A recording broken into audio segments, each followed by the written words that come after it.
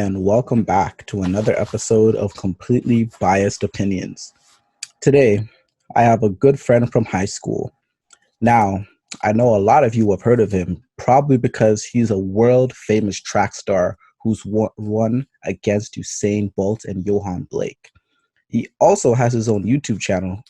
I don't know what he's doing with it now, but I remember back in the day, he did show me and he did piano tutorials and he had his own, like, I guess you could say following because he was making money.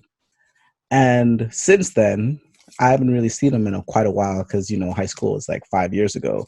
But I always see him on social media. So he seems to be very well informed on stocks and all these kinds of business ventures. So I introduce you the one, the only Brandon or Young Vsop. Ah, ah, ah. Thank you for having me, sir.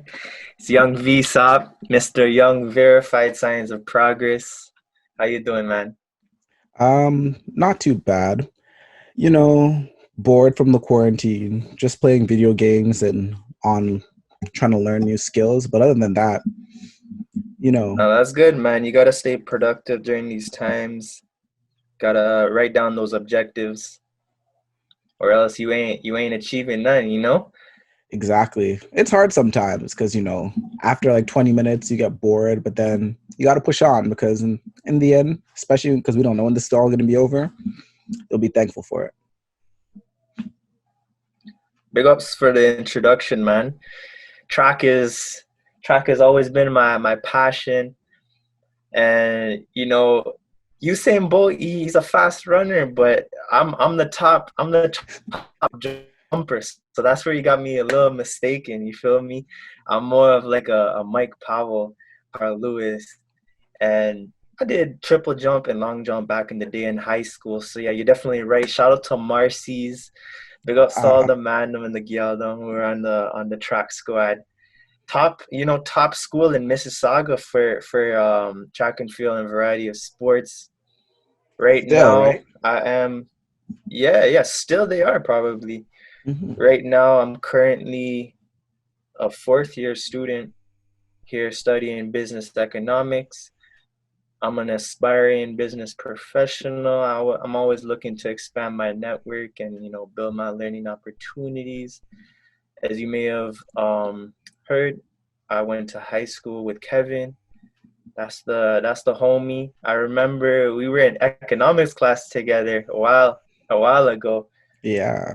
and you know, high school was a different time for me. You feel me? Like it was a time where we were indecisive and we didn't really know what we were gonna do. Some people did, and I have to applaud them. But it was only until probably later in my university experience that I took a more professional, mature approach. And so, everybody finds the light at some point in their career. It's good to be disciplined and stay consistent with your plans and your habits. I just want to say I'm grateful for being on this podcast. It's a good chance to improve my communication skills.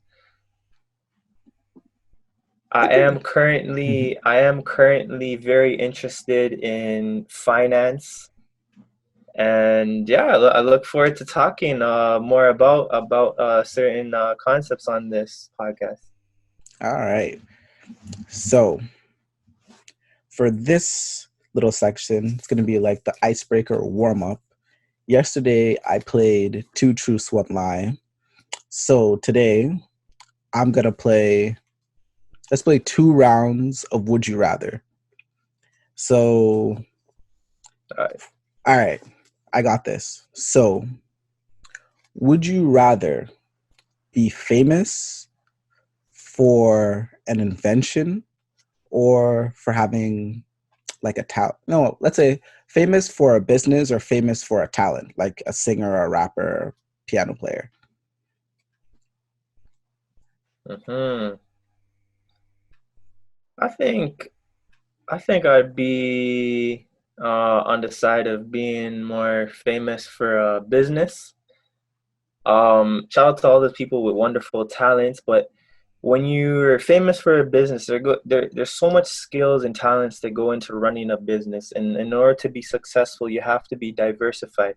You have to you have to know how to communicate with others, network with other people.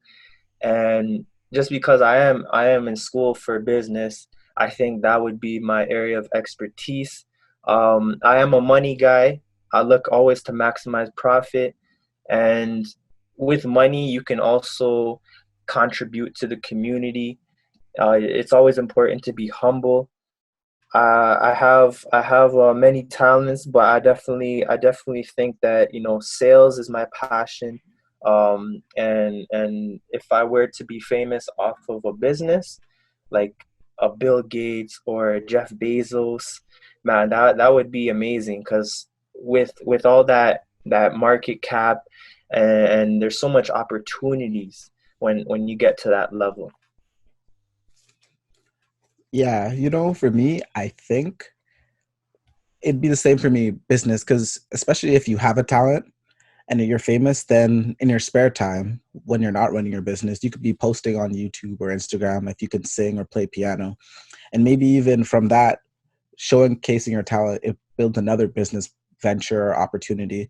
So, because a lot of people, I can say, especially from like Saga or Mississauga in general, Canada, we have a lot of talented people, but Saga. they're very misguided, or maybe they're not using their network or their skills right. But if you have a solid business, or you have a business mindset, an entrepreneur mindset, it doesn't matter if you have no talent or anything, but you'll definitely make it. So it's definitely better to have, like, being talented is nice, but it isn't always going to get you somewhere. You know what I mean? Yeah, you gotta have a real high proficiency in that talent to make it. And with talents, you can form a business strategy around it. Mhm. All right, your turn. Okay, man knows putting me on the spot a little, but um let's think here. Would you rather be known as a rapper, or would you rather be known as an ecologist, someone who studies the environment? This Hmm. is just straight freestyle. Straight freestyle. A rapper or ecologist? Wait, quick Yeah. question. By being known, would I be famous or like good at it, or just like, oh, that's Kevin the rapper? Doesn't I don't have to be good or bad. You're at a cocktail party. You're at a cocktail party, and people are asking, oh, what do you do for work, Kevin? Would you rather be known as a rapper or an ecologist, someone who studies the environment, like biology, something like that? Uh, Probably an ecologist, because I guess, I don't know. Like, I think if I was a rapper and maybe they didn't know who I was, or if I like, oh, let me play your music or whatever, listen to my music, and you can tell like they don't like it and they're kind of just trying to be polite, be like, ah, whatever. Or like, if you're a rapper, they gotta ask more questions, like, oh, what kind of music, blah blah blah. But if you're an ecologist, I feel like you can kind of leave it at that, especially if you don't like them. But I like, if you're having a conversation with someone, you're like, oh, you're a rapper, maybe you want the conversation to end, but then you're just gonna keep going and going. So I guess ecologist wouldn't be bad. What about you? No, that's a good answer. I definitely agree. I would prefer to be an ecologist.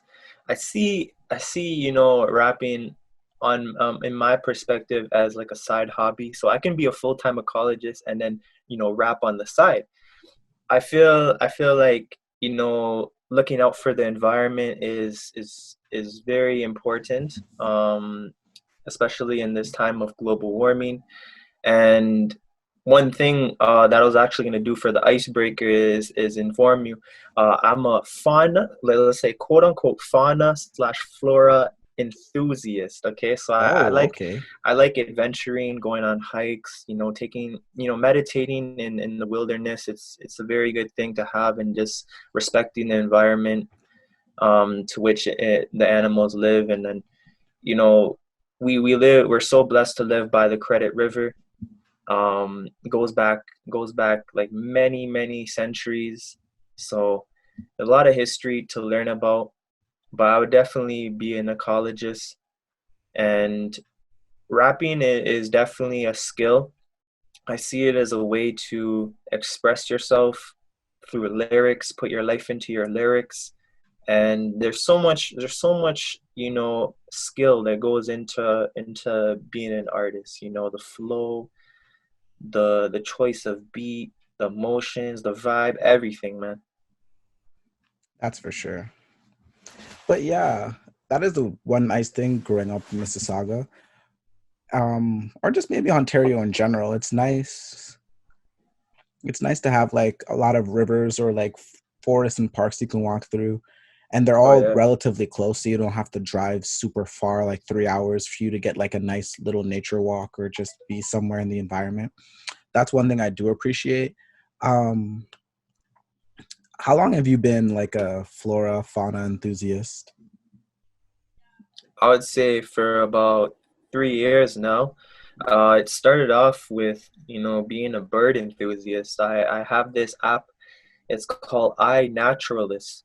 And so I would take pictures of birds and identify them, of course, and study their behaviors. And just being able to see some of the more rare birds was just such a thrill for me. That ended up leading into studying a little bit more of the plants and other animals. And there's plenty to see just around the ends. Some of the stomping grounds that I like to visit is right near, I believe it's I think it was Burnhamthorpe and Credit View, right there near Arundel. That's a good place to go, near the Credit River. And then of course Streetsville. Funny story. Back in grade 5, I had a grade 4 teacher. He was like one of my favorite teachers ever. And I don't remember what we were doing. I think we might have had like one of those, what do you call them again? Like rainy days, so you stay inside or whatever. Yeah, those But are the yeah, worst. but he was like a really cool teacher. And I remember he gave me like binoculars. And then what he said to me, he's like, "Oh, use this to look at birds, not people." Always remember him for that. He's such a That's funny guy. jokes. But But yeah, yeah, invest in some binoculars, man. Like guarantee you, like once you get that view, you're gonna be so satisfied.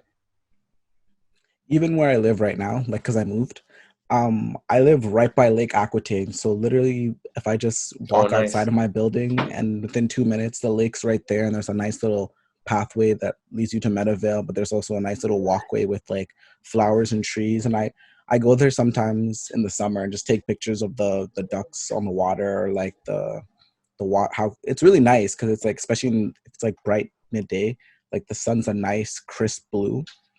But yeah, Oh after this, yeah, I'm I'll show you some 100. picture. I'll show you Lake some Lake pictures I took. Aquitaine is well known for sure. You got to download that app. It's called iNaturalist, bro. I natural. All right, I'll definitely check that out after. Okay, so that was a nice little introduction icebreaker. But let's get to Awesome. the main topic for today. So you told me you had a little Word document and you wrote down a couple of things that you want to have a little discussion about. So fire them away. Hey, all right. Let's get into the first topic. What is your opinion on education from the government's perspective? Do you see education as an investment or an expense? And why is education so important for the youth right now to follow through with education? You know how you have some people that are, oh, I'm a college dropout, I'm a high school dropout, I'm making so much money. Why is education academics so important, so pivotal at this moment for the youth? And why is it what's your opinion on it? Is it an investment or an expense? Um, Funny thing. So one of the classes I took this semester, it was like it was a year-long course. It's my politics class, and it's Ontario politics. And basically, I think it's the only class in Ontario or like in Canada or the world really that talks about politics in Ontario. And one of the things that our teacher was talking about is that in terms of, because if we were to look at it like at a macro level, we're kind of screwed in terms of debt because since the Tory dynasty fell, we've been spending a lot and lot, and that's because of things like healthcare. And once you give universal healthcare, and once you give like a social program like universal healthcare, you can't really take it away. And one of the things on the list is education, and education is, I think, usually like the second most spent thing. And the problem with it right now, because the reason why a lot of people don't like Doug Ford, or you see a lot of the protests happening right now, is because it's not even that he cut spending, but he stopped the increases for teachers, and that's because of this massive debt. Because debt for the last, I'd say since Chrétien, has been like the number four and number five things that do the most for government spending. But in terms of education, I think it's definitely an investment, but I can see why people might see it as an expense, considering that it does take out a majority of the budget where it could go to other things like restoring roads and everything. But in my opinion, if you don't invest in the children of the future, um, then there's no hope at all. Because if everyone doesn't see the value in education itself, then people are going to drop out and do other things. And not that that's necessarily bad, but then we're always going to need teachers, we're always going to need nurses, we're always going to need engineers. And the internet's great, it can teach you a lot of things, but I don't think you'll get the same authentic experience of being in a classroom and learning in a classroom that you'd get from trying to learn the skills of a nurse or an engineer online. Facts. I totally agree with you. And I like the word you use, authentic. When you go through an education system, you become verified. You're certified and you know your stuff. That's something that, the online certificates, or, like learning on YouTube or something similar to that, maybe doesn't hold the same weight of credential. And, you know, just a little bit on my perspective with education is, I think there's a high correlation of when you do your education, there's a high chance of you being able to attain financial success in the future. Now, this is totally biased, and I know there's a lot of people that may have like dropped out, or have totally opposite perspective. But let's say you get a job that requires a degree minimum. In the future, you're going to want to have benefits. And I know a lot of good jobs, they provide benefits, whereas some of the other jobs, they may not provide benefits. And you want to have dental, you want to have, massages in the future. That's just like one little point, but I see education as an investment. And if investment in education goes down, you know, I've done a little research on this as well. Apparently, nutrition in young adults decrease, Hmm. cognitive development decreases.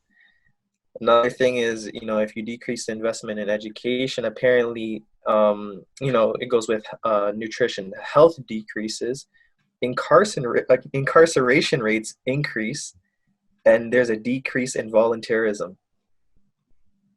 That That's just makes a little interesting thing that I looked up on the internet. Yeah, well, that a lot of those statistics make sense because if people aren't educated, they're gonna try and find different ways for fast money. And one of the things that I think is really important about education isn't necessarily even getting an education itself, because you know, kind of like we all know, a lot of people can learn a lot of different skills and things online. But when you go to school, A lot of people realize that the reason people go to university or college is for the network. That maybe because like especially because I went to U of T, so everyone there is smart or they're talented. That's why they're there. For But us, it's a prestigious school. but some people just go there, get their marks, and go home. Whereas, other people, they go out to get their marks, but they also volunteer in things. And then once you graduate or once you're looking for a job, um, if everyone has the exact same degree, the exact same skills, it's important that you have this network because then maybe you met someone at a conference or maybe you had a teacher and the teacher really liked you and he knows the person for the degree that you passed off. So when they ask him for a reference, they're like, oh, yes, he was a great student in this. Whereas something that's not something you're going to get when you're sitting in a class, you're learning online, right? When you meet people and you build your network, it's really like it doesn't have to be right away, but maybe 5, 10 years down the line, you're like opening your business, and then your teacher remembers, oh my God, that's a kid that I taught 5 years ago. He's a great student, and then he posts about you on his social media, and then it blows up, and everyone starts going to your coffee shop because of that. So like even the smallest little things that you do, and when you get a education, it's all really about like your network and also perseverance because a lot of things people complain about people from our generation is that we want everything now, like same day shipping, 2-day delivery. We expect a lot of things, but like getting a degree or a certificate, even if it's 1 year, 2 years, or 4 years, it's a lot of perseverance and a lot of things that you can't just get right away. So I think it also teaches you valuable skills that you may not get necessarily when you're learning online. 100, 100. It shows that you're disciplined, you're committed to achieving an objective. And you're right. There is so much different skills that you learn going through an education system.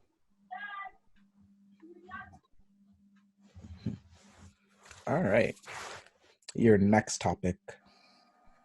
All right. So the next topic is, what is your opinion on illegal activity? How do we decrease the illegal activity in this country? And illegal activity, it could be, drug trafficking, just as an example. But what's your biased opinion on that? Like how do we fix this? I don't even know if I asked that correctly. Well, illegal activities. See, the funny thing about it is, I feel like we'll never be able to truly get rid of it, but I think a lot of things should change, and that would probably make, I don't know, I guess jails, rehabilitation more efficient.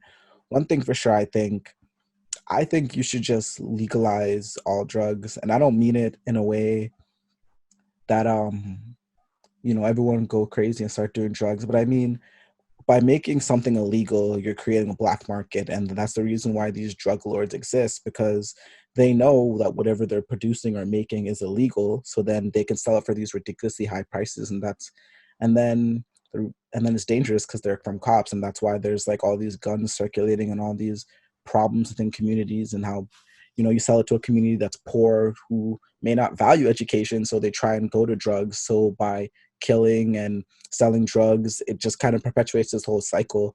So one thing I think for sure, just legalize all drugs, and like, you know, people that you put in prison to be the people that are murdering people or doing things that are actually negatively affecting society. Because the thing about drugs too is if people want to do meth or whatever, they're going to find a way, because the kind of people that do illegal things, they don't really care about the consequences, in the same way that these drug lords, they don't really care who they hurt as long as they get their money. So I think legalizing drugs might be a solution to stop some crime. And in terms of the other things, for sure, I think education is also the answer, because if people are educated, they're not gonna want to do things like fast money or illegal activities, because they might get caught. They might be separated from their family, or the amount of or like there's the same shame in general. So education is another answer. And then one other thing I think for sure is just proper mental health education and funding, Because I also Mm. think a lot of these kids or people are going through these traumatic things which lead them to do drugs or maybe leads them to not do the right things. So maybe they're educated but they have an issue, um and the only way to get rid of this issue is to do drugs, and then once they fall into this rabbit hole then they start doing other things. So I think for sure just making all drugs legal, so you take the money away from the crime lords and the bosses so people don't have to use guns and shoot each other. um, Increase education, especially in lower income areas, because then they'll know there's a better answer than doing illegal activities. And improving mental health for sure, because everyone needs like therapy or something, because we all go through something traumatic no matter who you are, rich, famous, poor, black, white, whatever. So just a couple ideas I think might be able to help this whole illegal activities problem. Jeez. Yeah. Kevin, you're real well spoken, man. You articulated your point really well. I think, yo, you'd be good as a politician, no cap. Thank you. Thank you. Trust me, I have I've thought about it. Like what you asked me, I've actually thought about it a lot, but I've never had like anyone else to really talk about it, you know? it's good to bring light to these sort of issues. You know, other people will talk about it, and then there may be more solutions to be offered, you know, upline. And you want to hear something interesting? This is something I learned in one of my courses, okay? Hmm. So let's give the example of illegal drugs, okay? Okay. Now, demand for illegal drugs, okay, is inelastic. Now, what inelastic means is when a price of illegal drugs goes up, the demand still goes up. And so when you have something that's elastic, like say for example, a price goes up, then the demand goes down. So that's elastic, but illegal drugs are inelastic. So with that being said, there was this case and it said if you were to punish the drug lords and do your raids, you decrease the supply. Now with decreased supply of drugs, prices go up. Mhm. And when, of course, as we were just discussing, when the prices go up, the demand doesn't change, or it might even still go up because people need that fix. And when you have prices go up and the demand still increase, you have total revenue still increasing for other drug lords that may want to come in and take that place. And then of course with more increased total revenue, you have more increased total crime. So one solution that the book suggested, and I don't really agree with this, but I'm just going to state it, is that they were insisting that the users should be punished. And so Mhm.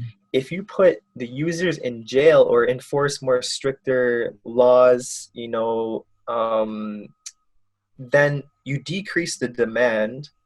With decreased demand, you decrease the price of the drugs. And when you have decreased price of a product, drug lords are going to decrease the quantity supplied. And so when decreased supply, you have decreased total revenue, and then it follows suit with decrease of crime. And that was like that really opened my eyes. But punishing the users, that is kind of low. Yeah. There has to be another solution, man, because um, with substance abuse, it's very difficult to understand the life or the situation that this person is going through, and it just seems very unfair. Yeah, that's what I was thinking. Like definitely mental health, like more fighting on mental health, because the people that are using the drugs are using it for a reason. I don't think you don't get addicted to drugs because your life is all great and dandy. You know, there's definitely something going on. Hmm. So I'd agree with the book until they said the part with the punishing people. I think if anything, instead of Yeah. punishing them, they should be rehabilitating them. But they do have some valid points. Hmm. Do you have any like ideas you think that also might help stop all these like illegal crimes or activities from happening?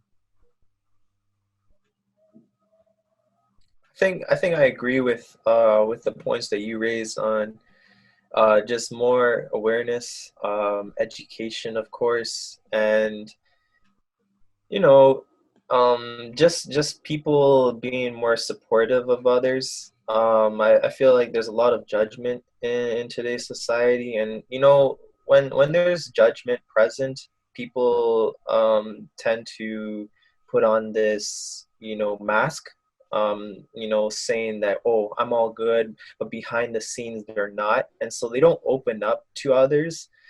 And you just got to find the right people, to build that trust with. Reach out to services that are funded, and are free by the government if you ever need to talk to someone, because there's always going to be someone there to listen.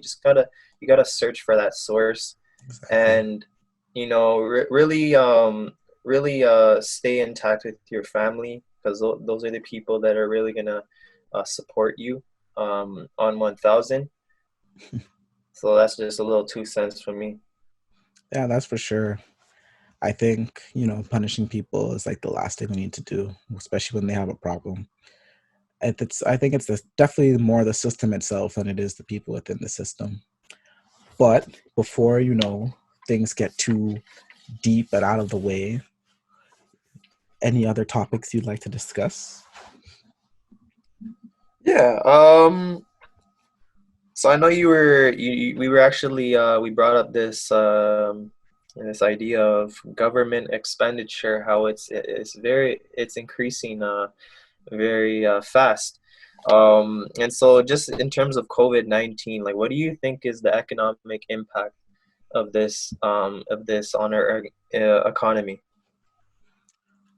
I think it's kind of crazy, especially how old are we in 2008? We were like what? In grade 8, grade 7? And then we saw like the stock markets crash, but then we are also too young to be really involved in the economy. So we weren't really working jobs, we weren't going to university. So while we may saw it on TV or maybe see our family struggle, I don't think it hit us directly. Now, especially with us being like fourth year or like last year. So we're graduating now. We're in the economy. We're working. And especially me, like I had a summer job. I was ready to graduate. I was ready for everything. And then this whole thing happened. And not that I wasn't taking it seriously at first, but with everything going on, I thought it was a lot of propaganda and people, because every 4 years there's a big scare: H1N1, swine flu, Ebola. So I didn't think it would get to the way it is now, that it's become a pandemic. But I think it's definitely going to devastate us. Maybe not a crash necessarily like 2008, but this pandemic is going to have waves, because people are going to be kind of like with a recession, going to be afraid to go outside and shop and spend money, because especially if the stay at home ban gets lifted and it's too early, and then a second wave happens in like September or fall when flu season starts up again, it could drive us into a deeper spiral. So I think it's going to have a lot of people scared, a lot of banks scared, but that's not always a bad thing, because one thing I saw on LinkedIn was a lot of businesses started from the 2008 recession. Like I think Slack wasn't one of them, Zoom, a lot of people started like businesses because of the recession. So I think this is a good reset, not in the terms of people dying and everyone being sick, but I'm pretty sure you've heard of it too, or you felt it, where you felt you were so caught up. Like even me, like it was my last year and I have all these classes and assignments and all these other things to plan for and do and work. So it's nice to have this nice little reset where I can be at home and focus on the things that are important and not think about things that weren't important. So maybe this pandemic is a thing that we need to get our economy on track. That's a good point on the economic reset you just stated there. I feel that's probably going to happen every decade or so. But another thing that you mentioned, yeah, it's very important to be grateful, even for the small things, and that's kind of what this situation has brought to light for me, and I'm sure others as well. Is being grateful for health, for the opportunities that you have on your plate, and just being able to live and see another day. Hmm. Yeah. You know, it's kind of funny because so I'm in so in was in whatever. So I was like a VP for the act for like our major our academic society. And I remember so the ban like everything got shut down like March 17th or whatever. So like the we have our meetings on Thursdays. So Thursdays we were like, oh, because we have our big gala that we do at the end of the year too. And that was gonna happen on the 4th, which was like I think the day after the last day of class or the last day of class. And then we're all sitting there having the meeting and we're all thinking, well, just in case everything gets canceled, because we already got an email from like our program coordinator. It was like, oh, what's your contingency plan in case COVID gets worse and we have to cancel stuff? And we were all kind of sitting there in our meeting, like still planning and going about things. And the funny thing is, at the end, we all like grabbed the juice box and had a cheers and like, well, this is the last time we see each other. It was great. But we all didn't really think that. And then literally the next day, they closed our campus and everything got shut down and put into lockdown. And then thinking back to it now, I realized like, wow, I did not imagine that my last university class would be this. My last time sitting there as an exec on a chair having a meeting would be that. I didn't expect a lot of my university lasts to be right then and there. Crazy. Yeah, that is kind of sad. Mhm. But you have to adapt, and this is something new for each and every one of us. But we're all gonna come back, better and stronger. Last thing I wanna address with you is, why do you think positive thinking is a big lie? Um, I want to say, I want to say, I'm kind of on the fence. Hmm. Let's just say no, because me personally, I'm kind of a cynic. But the reason why I'm like that is because I like to just throw all like the worst possible negative things that could happen so that I can appreciate things for what they are. Or I don't know how to explain it because I think it's good to have positive vibes and positive energies, but like I'm not Kylie Jenner, for example. I only say this because Kylie Jenner is literally our age. So I wasn't born into a family with money and everything. And not that like I necessarily want the things that they have, but life isn't always great for everyone. So, and even with people that are rich and famous like Kylie Jenner, life isn't great for them always Oh yeah. too.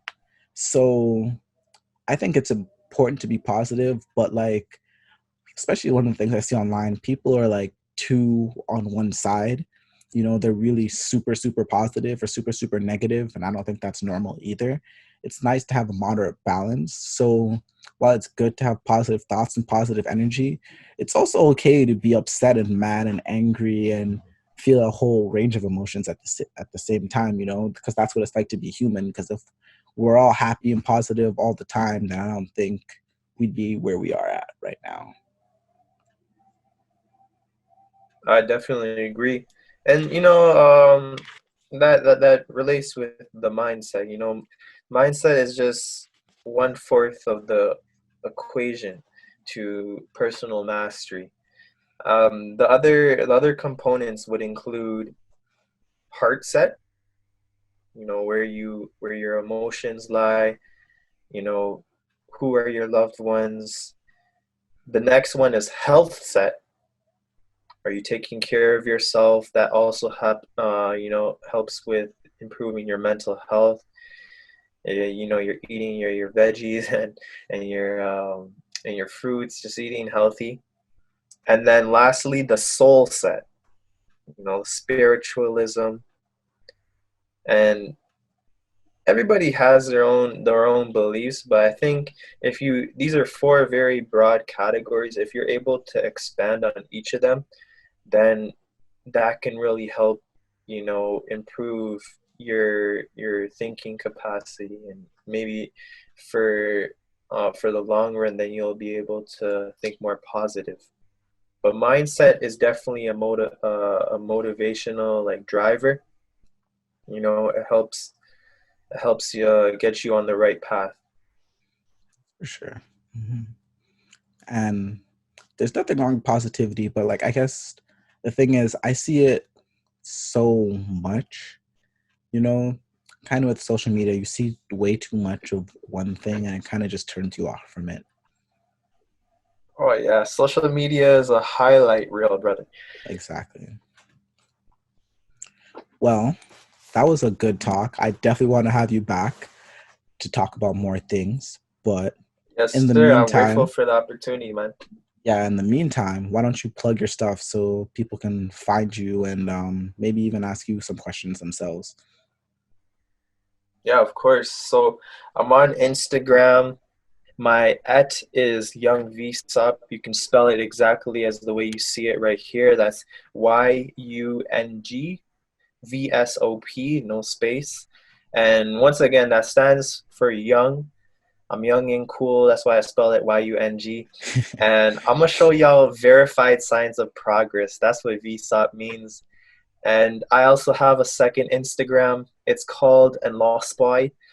It sounds very, fancy and complicated, but that is spelled as ENLOSPAI. Now, it's a long acronym, but I promise it means something very important.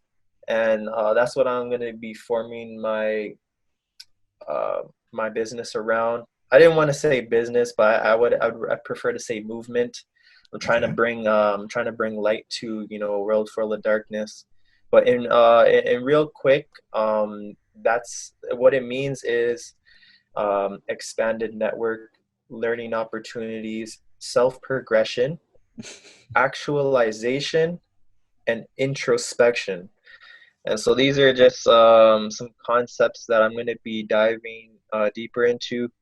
You can find me on YouTube. Um, Kevin, you're definitely right. I used to have a piano tutorial channel. That was actually called Elementary Piano. But just recently, I changed the entire format and I changed the name to And Lost By, the movement that I just told you about. And so on there, I'm going to be teaching people how to do things yourself. I might have a little bit of a investment segment, and um, things that I learned how to do. I'm going to just be putting on there. I'm going to continue with the piano tutorials, and I also have this app. It's called Live Me. Now, Live Me is a broadcasting app, and so that's actually what motivated me to come on this Zoom call, because it's a chance to improve communication and talk about certain things with like-minded individuals. But yeah, and I'm on these social media platforms, and feel free to contact me. I just finished my be free this whole entire week, and then summer Okay. games will start. Okay. Okay. All right. Well, let's sign off and peace.